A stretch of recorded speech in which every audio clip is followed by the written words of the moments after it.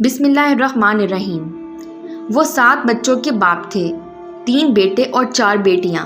ان کا پہلا بیٹا 2 سال اور چند ماہ کی عمر میں فوت ہو گیا اور دوسرا بیٹا 15 ماہ میں چل بسا۔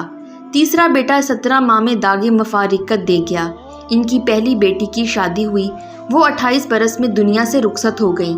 ان کی دوسری بیٹی کی شادی ہوئی، وہ 21 برس میں اللہ کو پیاری ہو گئیں۔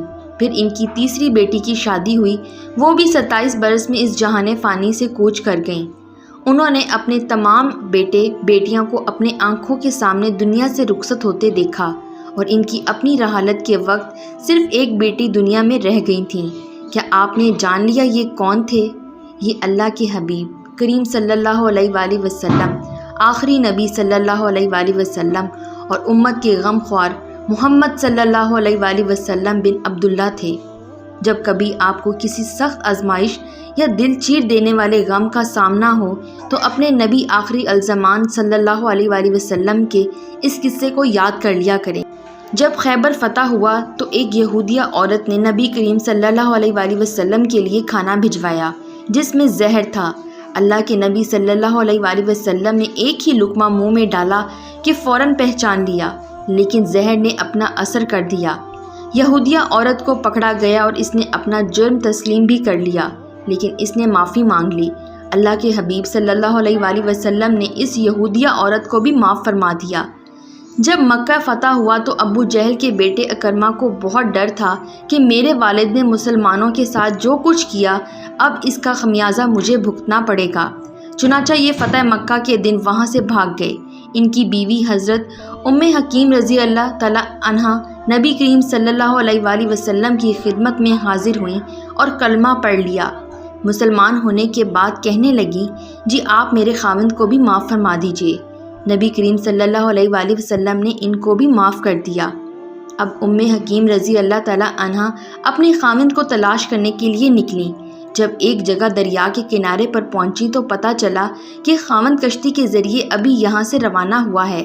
انہوں نے بھی کشتی کرائے پر لے لی اور ملحہ سے کہا، ذرا جلدی چلو کہ مجھے اگلی کشتی میں سوار ایک آدمی سے ملنا ہے۔ چنانچہ دریا میں کشتی کے سامنے کشتی لائی گئی اور انہوں نے اپنے خاوند سے پوچھا، جی آپ کہاں جا رہے ہیں؟ انہوں نے کہا کہ مجھے اپنی جان کا خطرہ ہے۔ کہا کہ میں آپ کی جان کی امان لے کر آئی ہوں، چلیں اپنے گھر چلتے ہیں، وہیں زندگی گزاریں گے۔ چنانچہ اکرمہ واپس آ گئے اور نبی کریم صلی اللہ علیہ وآلہ وسلم کی خدمت میں حاضر ہونے کے لیے آئے۔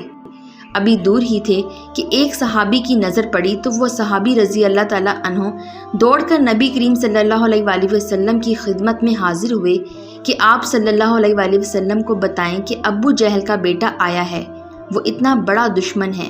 نبی کریم صلی اللہ علیہ وآلہ وسلم لیٹے ہوئے تھے۔ جیسے ہی ان صحابی رضی اللہ تعالی عنہ نے کہا کہ جی اکرمہ آئے ہیں تو نبی کریم صلی اللہ علیہ وآلہ وسلم جلدی سے اٹھے، سر پر امامہ رکھنے کا وقت بھی نہ ملا اور فوراً باہر نکل کے فرمایا، اے مہاجر سوار، تیرا آنا مبارک ہو۔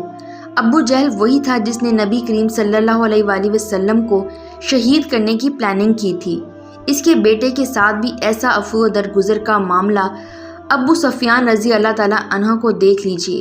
نبی کریم صلی اللہ علیہ وآلہ وسلم کو شہید کرنے کے مشورے میں بھی وہ موجود تھا اور غزوہ خندق کے موقع پر تو وہ کافروں کے بہت بڑے لیڈر بن کر آئے۔